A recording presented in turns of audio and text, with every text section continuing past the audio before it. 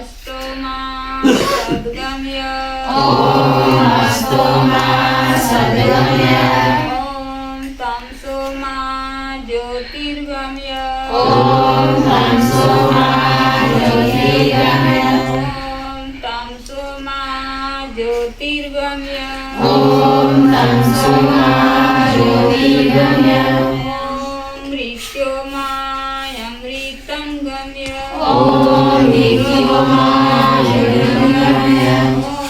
मृत्योर्मामृतं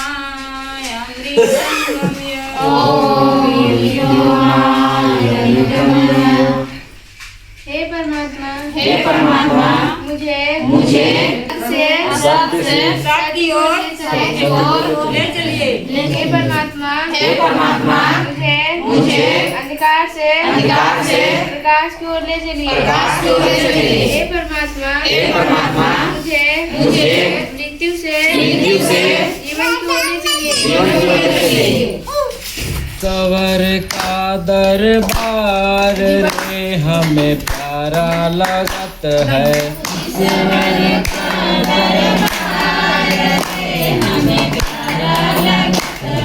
प्यारा लगत है, प्यारा लगत है, प्यारा लगत है, प्यारा लगत है। ईश्वर का दरबार रे हमें प्यारा लगत है।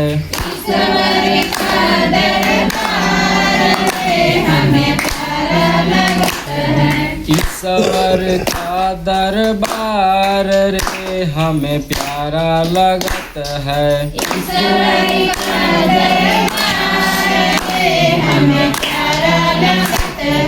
तेरे दरबार ईश्वर कौन कौन आवत है। तेरे दरबार में ईश्वर कौन कौन आवत है। कौन कौन आवत है, कौन कौन आवत है, कौन कौन आवत है, कौन कौन आवत है। दुखिया गरीब बीमार रे हमें प्यारा लगत है।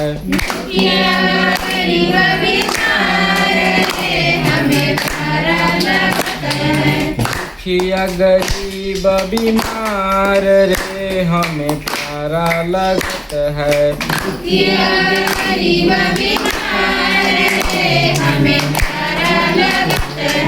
ईश्वर का दरबार रे हमें प्यारा लगत है।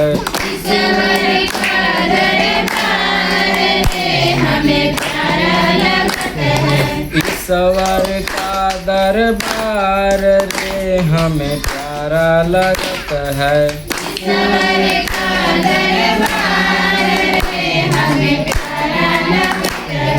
तेरे दरबार ईश्वर क्या क्या मिलत है। तेरे दरबार ईश्वर क्या क्या मिलत है। क्या क्या मिलत है, क्या क्या मिलत है, क्या क्या मिलत है, क्या क्या मिलत है। मुक्ति और शांति अपार रे हमें प्यारा लगत है।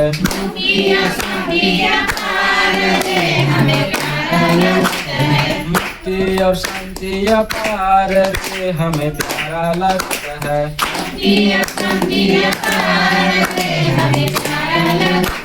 तेरे दरबार ईश्वर हम सब आवत है। तेरे दरबार ईश्वर हम सब आवत है। तेरे दरबार ईश्वर हम सब आवत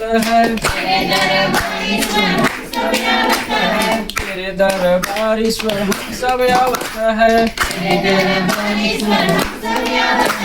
हम हम सब आवत है, हम सब आवत है, हम सब आवत है, हम सब आवत है। सुन लिया ईश्वर पुकार रे, हमें प्यारा लगत है। सुन लिया ईश्वर पुकार रे, हमें प्यारा लगत है। सुन लिया ईश्वर पुकार रे, हमें प्यारा लगत है।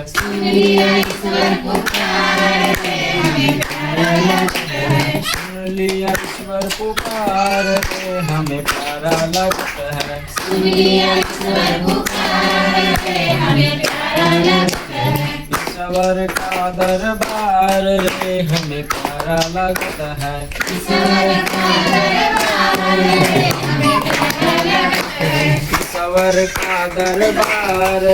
हमें प्यारा लगत है।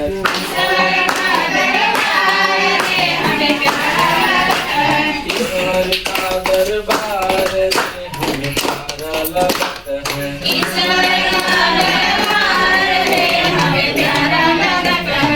माताएं बहनों को हमारी तरफ से अभिवादन है और आप लोग भी देख रहे होंगे ऑनलाइन के माध्यम से। आप सभी को बहुत बहुत इस पूजा में स्वागत है। और इस पूजा में हम लोग उपस्थित हुए हैं। ये पूजा सत्संग के नाम से जाना जाता है और ये पूजा हमारे गांव से कुछ किलोमीटर दूर सांगबार पंचायत में होती है, विनय भैया के यहाँ। और आप लोग तो सभी जानते होंगे, आप लोग तो हमेशा से आते ही रहते हैं। और जो हमारे दर्शक जुड़े हुए हैं ऑनलाइन के माध्यम से, जो आप लोग को हम बताया है कि हम एक YouTube चैनल बनाए थे सनातन भक्ति अनंत करके, और कि जो अपने घर से दूर रहते हैं, जो कि इस पूजा में नहीं आ पाते हैं किसी कारणवश या कमाने चले गए हैं, तो वो इस पूजा का लाभ वहाँ से भी ले सकते हैं। और इस पूजा में क्या क्या हो रहा है वो इस ऑनलाइन के माध्यम से, YouTube चैनल के माध्यम से वहीं से सुन सकते हैं। तो भैया दीदी, आप लोग तो जानते ही हैं कि ये पूजा सत्संग, और सत्संग इस पूजा का नाम क्यों पड़ा? सत्य प्लस संग। जहाँ सत्य का संग होता है उसी को बोलते हैं सत्संग। जहाँ पे ईश्वर का गुणगान होता है, जहाँ पे ईश्वर की केवल चर्चा होती है, जहाँ पे किसी का बुराई नहीं किया जाता है, जहाँ पे अच्छे विचार वाले लोग आते हैं, उस चीज को क्या हम लोग बोलते हैं? सत्संग बोलते हैं। और हम लोग पहले पूजा में आते हैं तो हम लोग को परमात्मा के ऊपर एकदम पूर्णतः विश्वास करना होगा और पूरी शिद्दत, पूरी श्रद्धा से उनके ऊपर एकदम समर्पित रहना होगा। अब देखिए, परमात्मा हम लोग को बहुत बड़ा उपहार के स्वरूप में हम लोग का ऑक्सीजन दिए हैं। ये ऑक्सीजन दान के रूप में तो दिए हैं। इस ऑक्सीजन के बदले हम लोग कभी परमात्मा को कुछ दिए? परमात्मा को कभी कुछ दिए हम लोग? कुछ नहीं दिए। और परमात्मा हम लोग से कुछ लिए? बस हफ्ता में एक ही दिन लिए हैं, मांगे हैं कि आओ हमारे बच्चों, इस मृत्यु लोक में तुम लोग भटक रहे हो ना, गलत मार्ग पे चल रहे हो, इधर उधर की बातें में रह रहे हो, तुम सत्संग आओ, तुम हमको जानो, अच्छे अच्छे गुण वाले व्यक्तियों के संग में बैठो, क्योंकि तुम हमको तभी जान पाओगे जब तुम सत्य के संग में चलोगे, जब तुम हमको जानने के लिए प्रयास करोगे, सत्संग में आओगे, तभी तुम हमको जान पाओगे। अन्यथा वे विचारी लोग कभी परमात्मा को नहीं जान पाते। परमात्मा को जानना इतना सरल नहीं है और इतना कठिन भी नहीं है। जैसे अब मेहंदी का पत्ता तोड़िए और उसमें से क्या मेहंदी का लाली निकालना कठिन है? आसान भी है और कठिन भी है। अगर आप प्रोसेस कीजिएगा, प्रक्रिया कीजिएगा, तो उसमें से मेहंदी में से लाली आएगी। उसी तरह परमात्मा को पाने के लिए अगर आप थोड़ा सा प्रोसेस कर दीजिए, थोड़ा सा प्रक्रिया कर दीजिए, तो परमात्मा आपको मिलेंगे। हम बता रहे थे कि परमात्मा ने हम लोग को उपहार स्वरूप ऑक्सीजन दिए, लेकिन मनुष्य क्या कर रहे हैं अभी के डेट में? लालच के चलते क्या कर रहे हैं? पेड़ पौधा को काट करके कितना फैक्ट्री वाले गुटखा बना रहे हैं, कितना सिगरेट बना रहे हैं। पेड़ पौधा का बहुत ज्यादा कटाई हो गई है, जिससे दिल्ली का AQI करीब 500 से 600 चला गया है। आप लोग जो पढ़े लिखे होंगे भैया दीदी, आप जो अभी नए युवा, नए पीढ़ी के लोग हैं, वो थोड़ा बहुत जानते होंगे कि AQI क्या होता है। एयर पोल्यूशन दिल्ली में इतना बढ़ गया है, इतना बढ़ गया है और वहाँ के भ्रष्ट नेता, करप्शन करने वाले इस चीज को नजरअंदाज करते चले जा रहे हैं। 400-500 एक्यूआई कहने का मतलब हुआ कोई एकदम स्वस्थ व्यक्ति है जो कि कभी सिगरेट का सेवन नहीं करते हैं और वो दिल्ली के सड़क पर अगर चलते हैं, उस क्षेत्र में रहते हैं, तो दिन का 50 से 60 सिगरेट एक दिन में पीने जितना श्वास मान लीजिए ले रहे हैं, श्वास लिए। तो हम लोग तो नहीं देख रहे कि इस हवा में क्या क्या है, लेकिन इस हवा में छोटे छोटे पार्टिकल और धूल कण के पार्टिकल और क्या बोलते हैं जो धुआं निकल रहा है, गाड़ी चल रहा है जिसमें से फ्यूल जल करके धुआं के माध्यम से सब क्या हो रहा है, हवा में मिल जा रहा है। तो हम लोग श्वास ले रहे हैं, हम लोग तो सूझ नहीं रहा है इस श्वास के अंदर हम लोग क्या कर ले रहे हैं, लेकिन उस श्वास के द्वारा हमारे लंग्स जो फेफड़ा है उसको क्या कर रहा है, क्षतिग्रस्त कर रहा है। जिससे हुआ क्या है कि दिल्ली में सैकड़ों बच्चों को अभी नई उम्र में 14-15 की उम्र में लंग्स यानी फेफड़े की समस्या बहुत ज्यादा हो रही है। तो हम लोग को करना क्या है, अब ये नहीं सोचना है कि ये तो दिल्ली में एक घटना हुआ है। अब लेस्लीगंज का एक्यूआई है 108 से 120, लेकिन सरकारी आंकड़े कभी सत्य नहीं होता।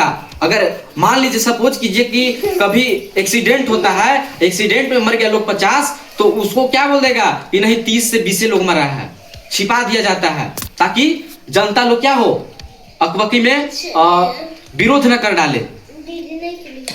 हम सभी को जागरूक होना है। परमात्मा हम लोग को उपहार स्वरूप ऑक्सीजन दिए हैं, वो हम लोग को श्वास फ्री में दिए हैं। आप लोग सब कभी देखे हैं ना कि किसी का ऑपरेशन होता है, चाहे किसी का बड़ा मतलब एक्सीडेंट हो जाता है, तो क्या होता है कि ऑक्सीजन लगाया जाता है। तो डॉक्टर लोग क्या करते हैं, हॉस्पिटल वाले जो होते हैं उस ऑक्सीजन चार्ज करते हैं, पैसा लेते हैं कि नहीं।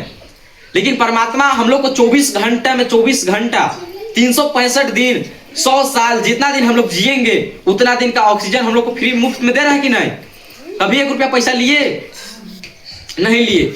और वही अगर आप हॉस्पिटल में चले जाएं और दिन भर के लिए अगर ऑक्सीजन का मास्क जो लगा लीजिए तो आपको पैसा देना पड़ेगा, पैसा पे करना है। हम लोग को जागरूक होना है। हम लोग को जो परमात्मा का धरोहर स्वरूप है इस चीज को बचा के रखना है।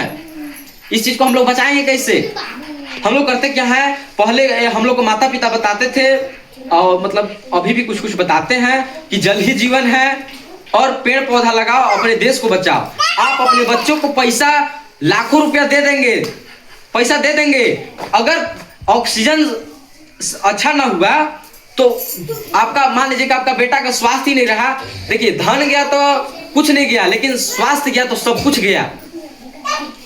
आप कहां से लाइएगा ऑक्सीजन, स्वस्थ ऑक्सीजन कहां से लाइएगा।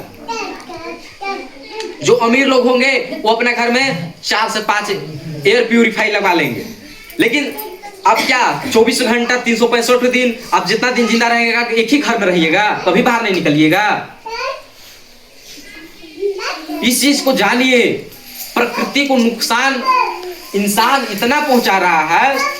मैं इसलिए इस चीज को बोल रहा हूँ सत्संग में, क्योंकि यहाँ पे आप लोग अच्छे विचारधारा वाले लोग हैं। इस चीज को अगर हम कहीं बाहर बताते हैं तो कई लोग विरोध करने लग जाएंगे। अगर इसी चीज को अगर मतलब विरोध कर दिया जाए तो कितना नेता लोग हैं कि जो आगे रहेगा ना तो उसको पक्का मरवा डालेंगे।